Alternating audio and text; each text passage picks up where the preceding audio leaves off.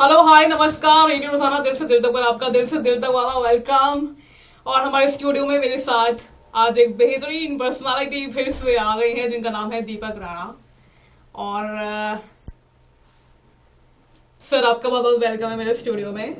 Thank you. अच्छा, मैंने दो पंक्तियां लिखी थी सर के लिए कि ना डांट नहीं कभी डांट कभी प्यार। वो कोई फिल्मी अभिनेता नहीं बल्कि टीचर है हमारा, द ओनली सुपरस्टार।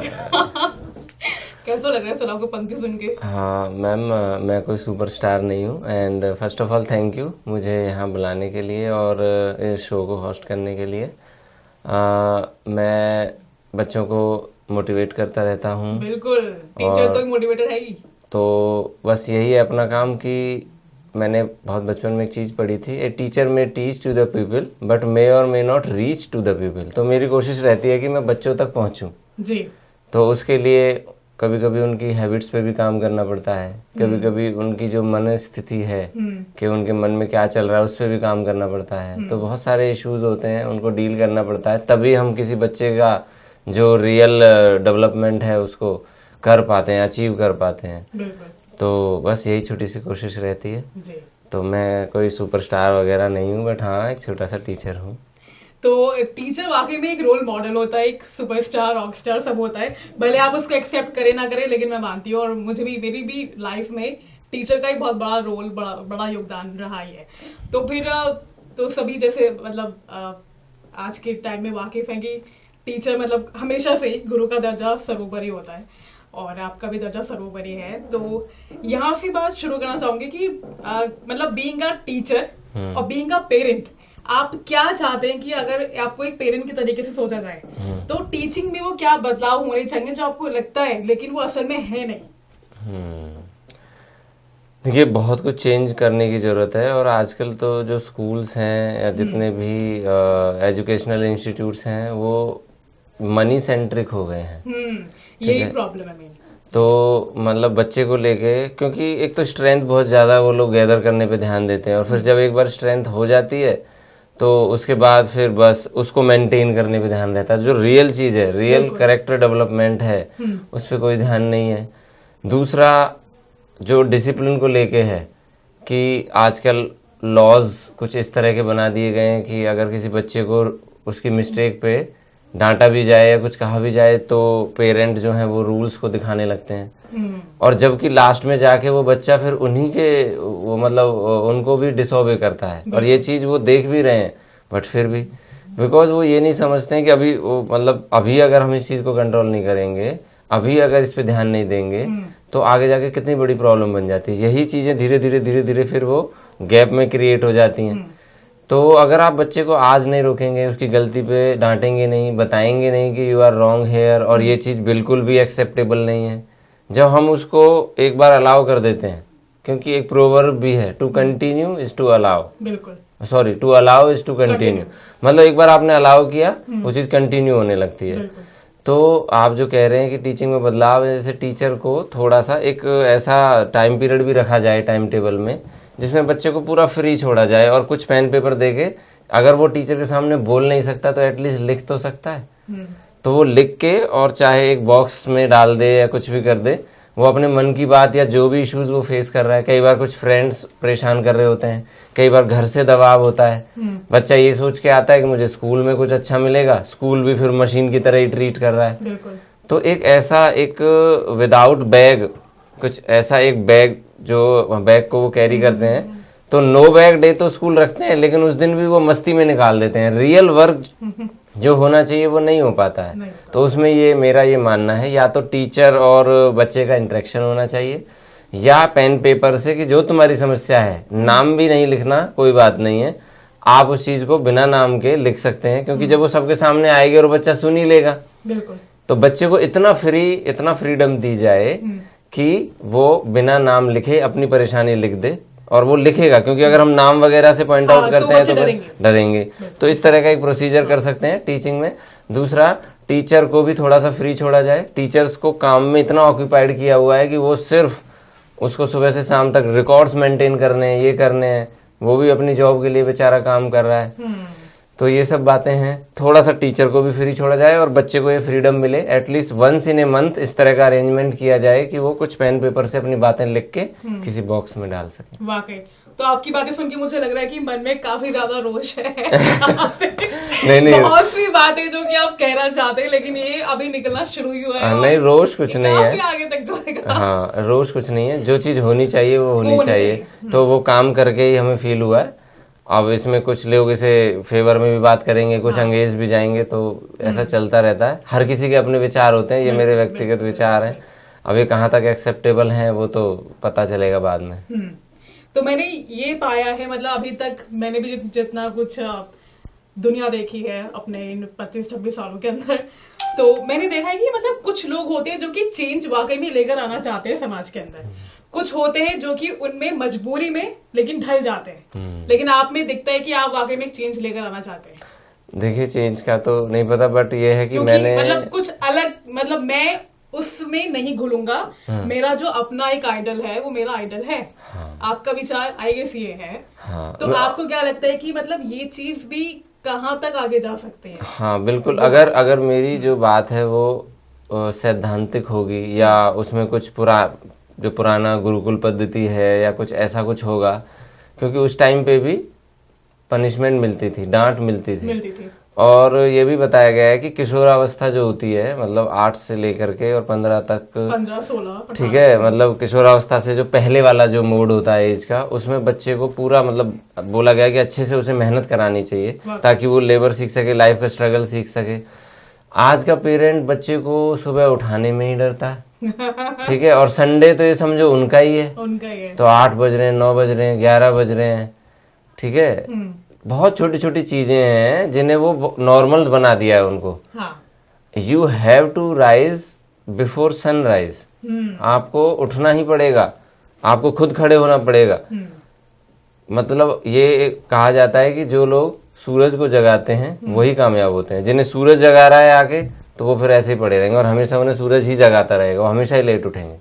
अच्छा, ठीक है, तो उठने से लेके फिर नाइट में सब अपने अपने मोबाइल्स लेके शुरू हो जाते हैं, ठीक है। घर में 4 मेंबर हैं, 4 मोबाइल हैं, उन्हें जरूरत ही नहीं है एक दूसरे की, कोई फैमिली टाइम नहीं है।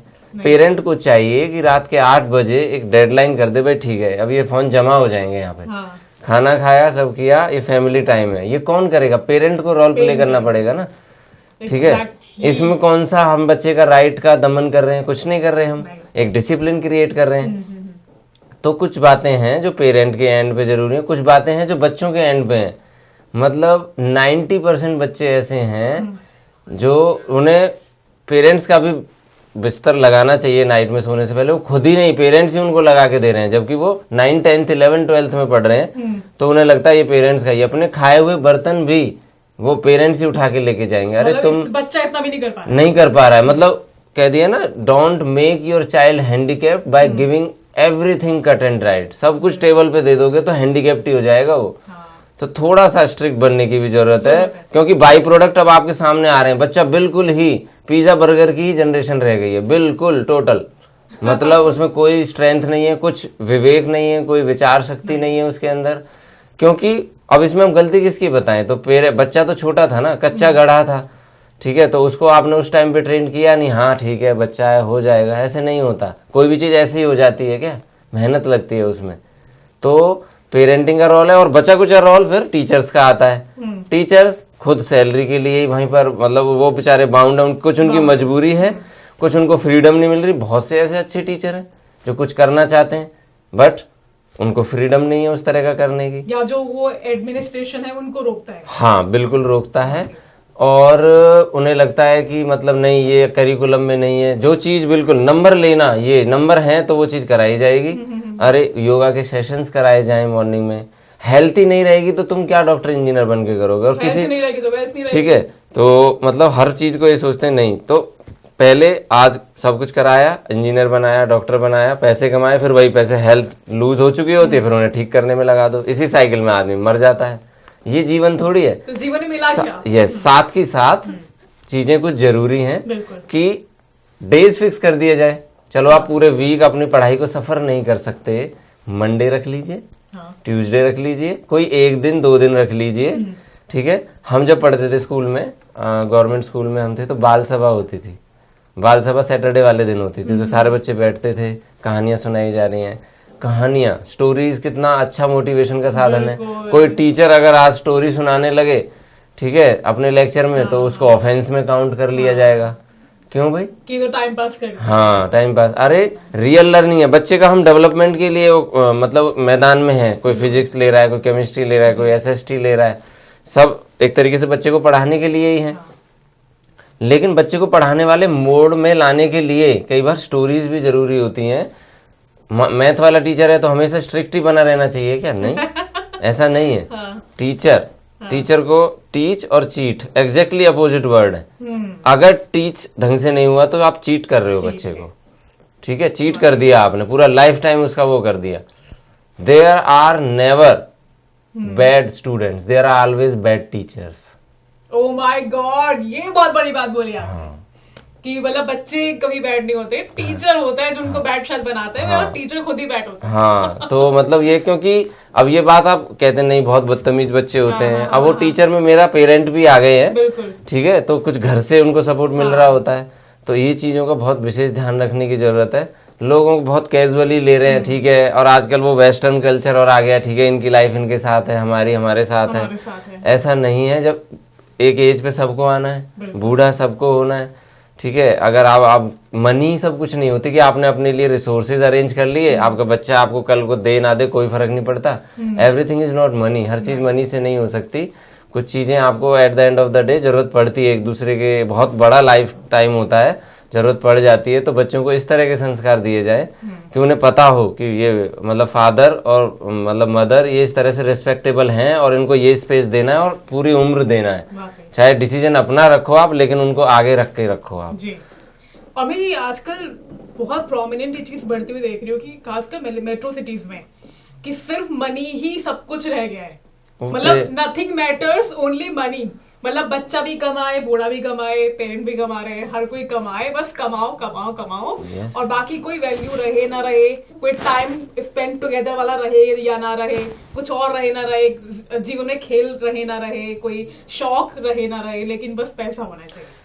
हाँ, देखिए क्या है कि वो पीछे से चला आ रहा है साइकिल ना, धीरे धीरे। कुछ लोग ऐसे हैं कि भाई उन्होंने गरीबी का रहा तो अब लगा नहीं मनी फोकस्ड हो गया। रियल तो चीज किसी को मतलब पता ही नहीं है, ठीक है। रियल चीज मैं बता देता हूँ क्या है कि मनी या फिर गुड एकेडमिक्स या अच्छी पढ़ाई आपको एक लेवल पे ले जाके खड़ा कर सकती है। उसके बाद आप वहाँ कितने देर सस्टेन रहेंगे ये आपकी वैल्यूज पे डिपेंड करता है, ये है, ठीक है। अपॉर्चुनिटीज का जो डोर है वो गुड एकेडमिक्स खोल सकता है, अच्छी मनी आपको बहुत ज्यादा फैसिलिटीज दे सकती है, बट सस्टेन रहने के लिए आपको अपनी हैबिट्स का ही सहारा लेना पड़ेगा। बहुत सारी मनी आपके पास है, आपकी हैबिट्स खराब है, कितने दिन चलाओगे उस पैसे को, ठीक है। उसको मेंटेन करने के लिए आपके पास हार्ड वर्क होना चाहिए, एफर्ट्स होना चाहिए, बिजनेस माइंड होना चाहिए, ठीक है। आपका जो लेम एटीट्यूड है, आलस नहीं होना चाहिए आपके अंदर। तो कहने का मतलब ये है कि ओवरऑल वेलबींग के लिए आपको वैल्यूज की तो सहारा लेना ही पड़ेगा, और वैल्यूज कोई आजकल पढ़ा ही नहीं रहा है। इवन मूल्यबोध, नैतिक शिक्षा हमारी बुक होती थी वो भी हटा दी गई है। और मतलब क्या हो, मतलब एक अंधेरे उसमें बहुत दूर तक ही चले जा रहे हैं। और एक एटीट्यूड ये बना लिया है कि मतलब अगर मैं अब आंखें बंद कर लूं तो समस्या सॉल्व हो गई। आंखें बंद कर लेने से मेरी आंखों के सामने अंधेरा होगा, समस्या और सामने वाली परिस्थिति चेंज नहीं होने वाली, बढ़ेगी ना कि घटेगी। हाँ, मतलब आप देखो बच्चे पढ़ जाते हैं, ठीक है, उन्हें यही सिखाया जाता है कि बस तुम्हें इस घर तक ही रहना है। किसी को, कोई बच्चे को पेरेंट ये सिखाता है ये पड़ोस भी तुम्हारा ही है, यहाँ कल को कोई परेशानी आई तो तुम्हें एक्शन लेना है। नहीं, अपने घर, अपने भाई को कोई परेशानी आई, अब तो भाई भी छोड़ो, अब तो बस अपने तक, अपना वो जो चार दीवारी है वहीं तक रह गया है। एजुकेशन का मतलब है अपने साथ साथ अपनी पड़ोस, अपने आसपास को भी लेके चले। अगर आपके पास आप देने की क्षमता में हैं तो दीजिए, और अगर देने की क्षमता में नहीं है, मनी से नहीं दे सकते हैं, पढ़ाई से दे सकते हैं, खाने से दे सकते हैं, देने के बहुत तरीके होते हैं, केवल पैसा ही नहीं होता। तो एजुकेशन अगर आपके पास है तो आप एजुकेशन दे सकते हैं, कोई सोशल इशू को ले सकते हैं, ठीक है। अपने आस पड़ोस को भी साथ लेके चलना चाहिए। जो अवेयर नहीं है या जो जिनको नॉलेज नहीं है उनको मदद करनी चाहिए, उनको उनके राइट्स के बारे में बताना चाहिए ताकि कोई उन्हें एक्सप्लॉइट ना कर सके। थोड़ा सा अपने जो दायरा है, अपना जो माइंडसेट है उसको ब्रॉड करने की जरूरत है। ये पेरेंट्स की जिम्मेवारी है कि बच्चे को पहले से ही ब्रॉड माइंडसेट के साथ अपब्रिंगिंग करें उसकी। बिल्कुल। ठीक है, समाज से ही लेते हैं तो समाज को रिपे भी करना है, ये बात उनके दिमाग में बचपन में ही डाली जानी चाहिए। सर मुझे लगता है कि teaching is an art and teacher is a artist, इसी तरह से पेरेंटिंग भी एक आर्ट है and parent is a artist. लेकिन पेरेंट्स की बात मुझे नहीं लगता कि आजकल समझते हैं। कुछ पेरेंट्स पहले हैं, का मैं नहीं कह सकती, लेकिन आजकल का नहीं पता, क्योंकि मैंने ये चीज बहुत ज्यादा गौर की है। हालांकि आई एम नॉट मैरिड और आई एम नॉट पेरेंट। नहीं मैं पेरेंट हूँ। और लेकिन मैंने ये चीज नोट किया, जैसे मैं मेट्रो में सफर करती हूँ तो मैंने देखा कि कुछ पेरेंट्स एक्स्ट्रा मतलब कुछ परेशान ही रहते हैं। मेरे बच्चे ने ये नहीं किया, उसके बच्चे ने तो ये पा लिया, उसने तो वो फर्स्ट डिवीजन आ गई यार, मतलब मेरा बच्चा, मैं इतना पैसा खर्च कर रही हूँ यार, व्हाट द हेल, वो क्यों नहीं कर पा रही है। तो एक अनोइंग प्रेशर बच्चे पे इस तरह से धकेला जा रहा है कि बच्चा खुद ही को मतलब बहुत ज्यादा बोझिल महसूस करने लगा है जी। और सिर्फ प्रोग्रेस मतलब नंबर्स हो गए, तुम्हारा फर्स्ट डिवीजन प्राप्त करना हो गया, आगे निकलना, कंपटीशन की भावना उतना ही रह गया है। क्या यही पेरेंटिंग है? नहीं, ये तो पेरेंटिंग का ABCD भी नहीं है। पेरेंटिंग रियल में बच्चे को खुश रखना है। अब खुश रखने में कई बार कहते हैं मेरा बच्चा तो पिज्जा बर्गर से खुश होता है या मेरा तो टीवी देख के होता है, वो वाला खुश नहीं, वो पैम्परिंग हो। हाँ, तो वही बच्चों को सर पे चढ़ा। खुश का मतलब ये होता है कि वो अंदर से मेंटली होता है। वो कब होगा? तब आप बच्चे की सुनेंगे। You are not giving time to your child and you are expecting कि वो आपको मतलब सब कुछ दे दे। हो क्या रहा है कि आज का पेरेंट मोबाइल चलाते हुए बच्चे से कह रहा है मोबाइल मत चला।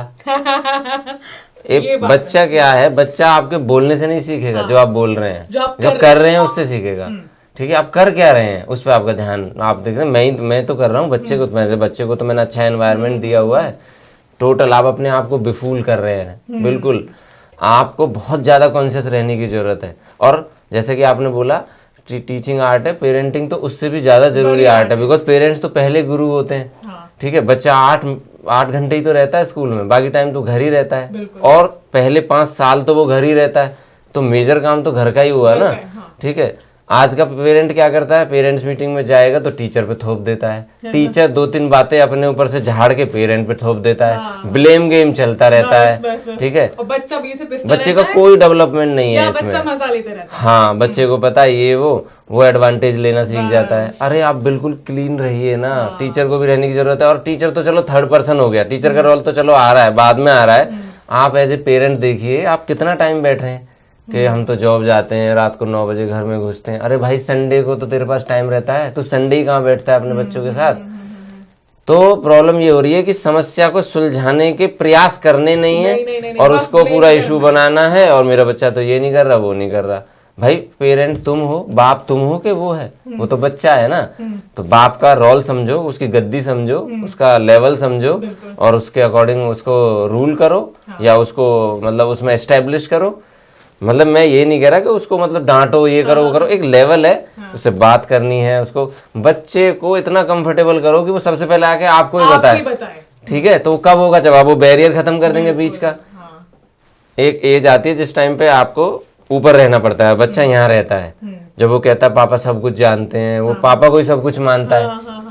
फिर धीरे धीरे ऐसा टाइम क्यों आ जाता है, पापा तो थोड़ा बहुत ही जानते हैं। फिर एक एज आती है 18, 19, 20 के आसपास, तो कुछ नहीं पता है नहीं पापा तो बस ऐसे ही। कॉलेज में शुरू हो गया तो हाँ नए वो मिलते हैं, नहीं पापा तो अब थोड़ा एज के उसमें हो गया, अभी पापा को क्या ये सब चीजें पता है। ठीक है, कुछ जनरेशन गैप आता है, कुछ चीजें नई आती हैं, पेरेंट्स को भी इस बात को समझना चाहिए। लेकिन इसका मतलब ये नहीं है आप बच्चों के साथ बैठोगे, उन्हें थोड़ी फ्रीडम, उनसे बातचीत करोगे, बेटा कोई बात हो मुझसे बता देना, कोई भी बात हो एक बार मुझे बता जरूर देना। हो सकता है कि मैं भी वही सोच रहा हूँ जो तुम सोच रहे हो, या कोई बात हम मिलके कर सकें। हम कहते ही नहीं है, बच्चा फिर समस्या रखता नहीं है, गैप बनता चला जाता है। वो समस्या उसके सामने रखता है, या तो दोस्त के सामने, या कोई पड़ोसी चाचा अंकल मिल जाते हैं, वही ज्यादा प्रिय हो जाते हैं फिर उसके, क्योंकि पापा तो उसे फिर जल्लाद नजर आने लगते हैं कि यार ये तो मानेंगे ही नहीं, क्योंकि पापा ने भी इस तरह का बैरियर रखा है। तो थोड़ा सा पेरेंट को भी नीचे आने की जरूरत है, और बच्चों को भी समझने की जरूरत है कि एक दिन आपको भी बूढ़ा होना है। तो आप भी समझिए कि पेड़ का तना और एक नया पौधा, नए पौधे को आप मोड़ सकते हैं, तो बच्चे नए पौधे हो गए। तना एक बार जिस डायरेक्शन में मुड़ गया, वो जम गया, तो टेढ़ा है तो टेढ़ा पेड़ ही बढ़ेगा फिर वो तो चेंज हो नहीं सकता। ये बात रिलेशनशिप में भी समझनी चाहिए, क्योंकि अब वो है, अब पापा हैं मम्मी हैं, वो एज हो गई है, बूढ़े हो गए, आप थोड़ा एडजस्ट हो लीजिए, तो उनको बस खुश रखिए, ये आपके दायित्व बनता है। और बच्चों के लिए उनको ठीक है जैसे वो कर रहे हैं उनको सपोर्ट करें, ठीक है, उनको समझाएं। जब आपस में ये म्यूचुअल अंडरस्टैंडिंग बनेगी तो बच्चा वैसे भी गलत नहीं जाएगा। और ये शुरू से ही होना चाहिए। मैंने बोला ना, नरम पौधे को मोड़ सकते हैं आप। अब अगर वो भी तना बन गया और वो पहले से ही तने हैं तो फिर तो एक दूसरे रिजिड हो जाएंगे ना, वो ना उनकी सुनेंगे ना उनकी सुनेंगे, क्योंकि इन्होंने जब काम नहीं किया जब वो नरम था, ठीक है। तो अब ये तो तब तक बड़ा हो चुका है और ये बूढ़े हो चुके हैं, तो अब तो वैसे ही गैप क्रिएट हो गया, कुछ नहीं हो सकता। समस्या वहीं की वहीं बनी रहती है और सालों तक अब भी बनी हुई है, हमेशा बनी रहेगी। हाँ, अगर इस पे जो काम कर रहे हैं जो ले रहे हैं तो उनको बेनिफिट भी मिल रहा है। उनके बच्चे आज भी चाहे बड़े हो गए कुछ भी हो गए, वो रिस्पेक्ट भी करते हैं, मानते भी, हर चीज में आगे रखते हैं, ठीक है। लेन देन हो कुछ भी हो सबसे पहले वो करते हैं, इवन खाना भी पहले ही पेरेंट्स को देते हैं। तो ये कई चीजें हैं और ये जब से चलता है, क्योंकि उन्होंने देखा था कि भाई हमारे पेरेंट्स उनके पेरेंट्स को दे रहे हैं खाना, तो जो वो देख रहे हैं, मैंने बोला कि बच्चा एक्शन से सीखता है, बच्चा कहने से नहीं सीखेगा। बेटा वहां नहीं जाना, और सोचेगा ऐसा क्या है वहां कि नहीं जाना। फादर जब वहां नहीं जा रहा होगा या नहीं करेगा तो वो सोचेगा पापा भी नहीं जा रहे, मम्मा भी नहीं जा रहे, मैं क्या करूंगा। तो बच्चे को प्यार से, पापा तो जा रहे हैं मुझे मना कर रहे हैं, हाँ तो मैं पापा जाऊंगा, यस यही बात है थोड़ा कि। और यही डिवाइसेस के गैजेट्स के साथ भी है, यही मतलब आप कहीं जा रहे हैं, आप मूवी जा रहे हैं नहीं जा रहे हैं, ये मतलब आप कहीं भी जा रहे हैं, या तो बच्चे को उनका डिफरेंस बताइए कि ये बात है, बिल्कुल उस लेवल पर रखिए। हम उस चीज़ को समझते नहीं है, ठीक है बच्चा है या इसे ज़्यादा बताने की जरूरत क्या है। बच्चा बहुत हाई उसमें रहता है, वो ग्रेस्पिंग स्टेज में होता है, जो भी होता है वो तुरंत ले रहा होता है उस चीज़ को, तो बड़े ध्यान से हमें दिखाना चाहिए उसको। तो सर जैसे टीवी पर हम जो देखते हैं वो कहीं ना कहीं हम उसको रियलिटी मान लेते हैं एक हद तक। तो मैंने ये बड़े कॉमेडी शोज में ये चीज देखी है कि जैसे किसी कॉमेडियन ने बोला कि बॉलीवुड सेलिब्रिटी जो होते हैं, मतलब क्या आपको भी आपके घर पे ऐसी ट्रीट किया जाता है कि हमारे मतलब मिडिल क्लास में तो ऐसा होता है, आपके घर में भी ऐसे होता है क्या? तो क्या आपको लगता है कि क्या मनी एंड पावर ये गेम चेंजर है? क्योंकि मनी पावर रहेगा तो सब कुछ ठीक रहेगा, एंड मनी एंड पावर नहीं है तो वहीं से एक बर्न आउट होना शुरू होता है, वहीं से गैप होना शुरू होता है, वहीं से मतलब I guess difficulties of life कह सकते हैं वो शुरू होते हैं। नहीं, आप सेलिब्रिटीज का क्या कह रहे हैं कि वहाँ सब ठीक चल रहा है? नहीं, मैं नहीं कह रही कि ठीक चल रहा है। मैंने ये जैसे होता है ना कॉमेडी शोज में दिखाया जाता है, तो वो कॉमेडियन है वो पूछ रहा है कि अच्छा सारा क्या सैफ भी आपको ऐसे डांटते हैं? हाँ। हमारे घर में तो है झाड़ू लेके चप्पल लेके हमारे पीछे भागते हैं, आपके घर में भी ऐसे होता है क्या? हाँ। तो वो वाली बात। हाँ, देखिए क्या है, ये तो रियल वो है, मतलब अगर आप किसी चीज को, क्योंकि इफ यू वांट रोज तो कांटे भी तो उसके साथ आते हैं ना। हाँ। किसी को एक्सेप्ट करना है तो होल हार्टेडली करना है, सब कुछ गुड़ थोड़ी ना हो सकता है किसी में, तो मतलब बैड भी होता है, तो पार्ट मदर फादर भाई बहन एक मिक्स कल्चर होता है, तो हर किसी में कुछ ना कुछ कमियां होती हैं, तो नजरअंदाज करके आगे बढ़ना होता है उस चीज को, और उनकी जो गुडनेस है उसको हाईलाइट करके उसी को बार बार बोल के उनको इस तरह से बताना होता है ताकि वो उस पर फोकस कर सकें। अगर आप बार बार उनकी कमी को ही जाहिर करेंगे, उनको ही मतलब बार बार बोलेंगे, तो बंदे को अपने आप से ये होने लगेगा, वो कहते हैं ना कॉन्फिडेंस भी, वो आजकल हो क्या रहा है, बस मैं आपके चुप होने का इंतजार कर रहा हूँ कि कब आप चुप हों और मैं जवाब दूं, और जवाब भी किसका, जो लास्ट वाली बात होगी, जो मुझे बुरी लगी होगी या कुछ होगा। क्योंकि अगर भाई एक सीधा सा उसूल है, अगर बात जरूरी है तो इंसान को छोड़ दो, और इंसान जरूरी है तो फिर बात को छोड़ दो। तो बातें जब मतलब बात आपको पता, मुझे मेरी लाइफ में ये फादर है मदर है, हम बातों को पकड़ के बैठे हुए हैं, बातों को पकड़ के बैठे रहते हैं 24 घंटे।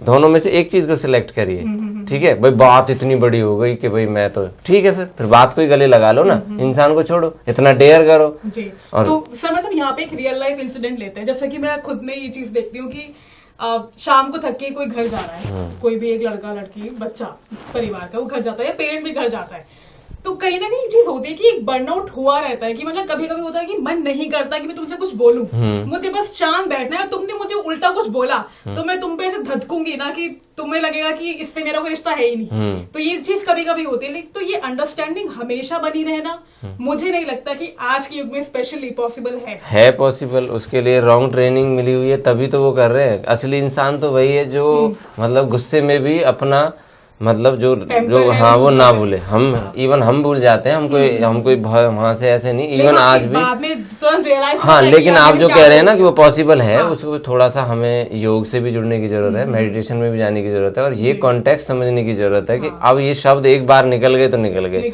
Just think twice. जैसे वो एक ट्रिक भी बताते हैं ना गुस्सा कंट्रोल करने की, कि अगर आपको आ रहा है तो आप मन ही मन में 10 तक काउंट कर लीजिए, तो वो थोड़ा सा डाउन हो जाएगा और फिर आपको लगेगा चलो सही है यार। मैं तो कर लेती नहीं ऐसा वो थोड़ा प्रैक्टिस के बाद आ जाता है। और जो बर्नआउट वाली आप बात कह रहे हैं, वो हमारे एक लो कैरेक्टर, मतलब आप कह सकते हैं कि मतलब हमने हमारे उसमें उसकी पहचान है कि यार हम कंट्रोल नहीं कर पा रहे अपने जो हमारे जो सेंसेस हैं, उनको हमें थोड़ा सा कंट्रोल करने की जरूरत है। ठीक है ना। उसके लिए हमें चाहे योग की हेल्प लेनी पड़े, कुछ अच्छे सॉन्ग्स की हेल्प लेनी पड़े, तो वो नहीं होना चाहिए। ये तो हमारी कमी है कि हम बर्नआउट कर रहे हैं या ऐसा कुछ है। इवन चाहे वो आप हैं चाहे मैं हूँ, बर्नआउट नहीं होना चाहिए। बच्चों पे सीधा फिर वही, आपको पता है शब्दों का जो घाव होता है वो भरता नहीं है फिर, क्योंकि इतनी अंडरस्टैंडिंग सामने वाले में होगी नहीं कि इग्नोर करना है। वैसे तो इग्नोर कर देना चाहिए, पर इतना होता नहीं है, तो कहीं ना कहीं तो लोग पकड़ के बैठ ही जाते हैं ना। हर बार इग्नोर नहीं कर सकते, तो इसीलिए मौका ही ना दिया जाए। तो आप ही शब्दों को थोड़ा सोच के निकालिए, थोड़ा आप ही डाउन हो गए, थोड़ा गुस्सा पी लीजिए। तो आज मतलब मुझे ये लगता है कुल मिला के कि थोड़ी सी अंडरस्टैंडिंग हो गई, थोड़ा सा सिंपैथी, थोड़ा सा प्यार, थोड़ा सा मतलब वो चीजें याद आना कि मतलब इस परिवार ने मुझे काफी कुछ दिया है। हाँ। तो वो उन सबका टाइम करना। और एक चीज होती है कि मतलब कोई भी मोमेंट हमेशा नहीं रहता। हाँ। तो उस चीज को मैनेज करके चलना, ये एक जिंदगी। हाँ, भगवत गीता में भी कहा है ना। कृष्ण जी तो उन्होंने बोला कि एक ऐसी लाइन बताइए, अर्जुन ने कहा कृष्ण जी से कि जो मैं दुख में बोलूं तो मैं सुखी हो जाऊं, और सुख में बोलूं तो मैं दुखी हो जाऊं। तो उन्होंने फिर यही बोला कि ये वक्त भी गुजर जाएगा। अगर खुशी में अगर आप हो, खुशी में अगर आप हो और जब आप ये बोल रहे हो ये वक्त भी गुजर जाएगा, मतलब खुशी चली जाएगी। और दुख में हो तो ये वक्त भी गुजर जाएगा, तो थोड़ा हिम्मत आएगी कि यार ये दुख वाला टाइम चला जाएगा तो अच्छा टाइम आएगा। तो अकॉर्डिंग टू मी दोनों तरफ से ध्यान देने की जरूरत है। और ये बहुत बड़ी खाई है, ये एक दिन में नहीं भरेगी। हाँ, ये बात है। ठीक है, थोड़े थोड़े प्रयास, छोटे छोटे प्रयास करने पड़ेंगे, उसके बाद स्कूल को अपना रोल प्ले करना पड़ेगा, चेंज होंगी। हाँ, मेरा मानना तो ये है कि कुछ इस तरह का, जैसे पेरेंट्स मीटिंग रखते हैं तो एक ऐसा गेम भी ऑर्गेनाइज करें कि बच्चे और उनके पेरेंट्स, और उसमें कोई फर्स्ट सेकंड ना हो, बस पार्टिसिपेशन हो, एक मौज मस्ती हो पेरेंट्स के साथ। पेरेंट्स की एज हो गई है, बच्चा फर्स्ट सेकंड में है, जो स्कूल में एक ऐसा गेम ऑर्गेनाइज हो रहा है, गेंद, चाहे वो गेंद है, चाहे वो कुछ क्लॉथिंग का है, चाहे वो कलर्स का कुछ है। तो जब स्कूल में, स्कूल की ड्रेस में बच्चे और पेरेंट कुछ गेम खेल रहे होंगे, और ये हर महीने होगा या हर पीटीएम के बाद होगा, तो कितना अच्छा मतलब कल्चर। हाँ, वो बड़े बच्चों में भी बढ़ेगी और छोटों में बढ़ेगी, तो वो तो आगे जाके बेनिफिट देगी। तो स्कूल्स में बहुत चीजें हैं जो बदलाव की जरूरत है। केवल पढ़ाई सब कुछ नहीं होती। ठीक है ना। वो पढ़ाई के लिए एक जो उसको आगे जाके मैंने बोला कि आपको गेट तो खोल देंगे, अब आपके एकेडमिक्स अच्छे हैं तो आपका दरवाजा तो खुल जाएगा, लेकिन आपको वहाँ कितने लंबे समय तक रुकोगे, किन किन लोगों से आपकी बनेगी, या कितनों को आप सेटिस्फाई कर पाओगे, या आपकी वैल्यूज पे डिपेंड करता है। ठीक है ना। तो वैल्यूज को तो कभी छोड़ना ही नहीं है जी। तो अब एक लाइन में आपका एक सटीक सा मैसेज, मतलब जो दिल पे जाके लगे कि हाँ ये मतलब ये मुझे मानना ही मानना है हमारी ऑडियंस के लिए। देखिए, ऑडियंस के लिए मेरे पास सिर्फ इतना ही है कि ऑडियंस ये कहती है कि आज के टाइम में भगत सिंह की जरूरत है, पर कहते हैं कि हमारे घर ना आए, पड़ोसी के घर आ जाए। ऐसा नहीं होगा। आपको if you want heaven then you will have to die. अगर आपको अच्छा व्यवहार चाहिए, अपने बच्चों को आप चमकते हुए देखना चाहते हैं, तो उनके हैबिट्स पे काम कीजिए। ठीक है, उनके साथ बैठिए, और नाइट में नो मोबाइल जोन वाला टाइम रखिए। ठीक है, थोड़ा सा भक्ति के लिए भी टाइम निकालिए। ऐसा टाइम हो जहां पर पेरेंट और बच्चा साथ बैठ सके। आधा घंटा हो, आधा घंटा ना हो, 10 मिनट हो, मोबाइल फ्री जोन हो, वो डेली हो। कंसिस्टेंसी बहुत जरूरी है। अगर वो ना हो, 5 मिनट हो, खाने के तुरंत बाद बैठना हो, जिसमें एक भाई आज का दिन कैसा रहा, साथ में सब बैठे। ठीक है, चाहे कोई कहीं भी हो, वो टाइम पे वो वहां होना चाहिए घर। ठीक है, देखते हैं कैसे घर की वैल्यूज बिगड़ती हैं, नहीं बिगड़ सकती। वाकई कितना कुछ चेंज हो जाएगा, और एक बहुत बड़ा पॉजिटिव चेंज निकल कर आएगा। तो इसी के साथ आज की सेशन ही मुझे बहुत ज्यादा मजा आ गया, और मैंने बहुत सी चीजें सीखी, और जो मुझे लगता है कि मेरे को बर्नआउट होता था, अब से शायद नहीं होगा। या कुछ हद तक या बहुत हद तक वो कंट्रोल में, वो लिमिट में आ जाएगा। Okay. तो thank you so much sir हमारे स्टूडियो में आने के लिए। Thanks आपका, आपने बहुत मुझे बहुत बुलाया। आभार और बहुत प्यारी बातें आपने हमें बताई। फिर से मुलाकात होगी आपसे, तब तक के लिए दीजिए इजाजत। Okay, thank you ma'am. रोजाना दिल से दिल तक पर इतना ही। चला, बाय बाय, नमस्कार।